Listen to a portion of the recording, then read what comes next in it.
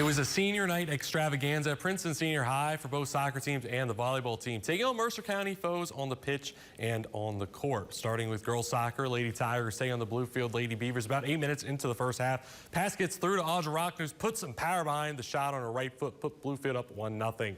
Not that much later in the first half, the bobble near midfield gets up to Rockness again, and she's able to blaze by all the Lady Tigers with a bunch of space in front. She shoots it, and she scores it for her second goal on the night. The Lady Beavers aren't done in the first half either, as Rockness, this time she'll get a little assist here. She'll get it over to Taylor Mabry, who shoots it across her body and into the bottom of the net, get Bluefield's third goal on the night, where in the end, Bluefield wins in a clean sheet 3-0 victory. But now to the boys game, same teams, Tigers possession with multiple bounces. Ball ends up in the feet of Nick Bailey, who will cross it over to Finn Bailey, who puts one in the back of the net to give Princeton an early 1-0 lead.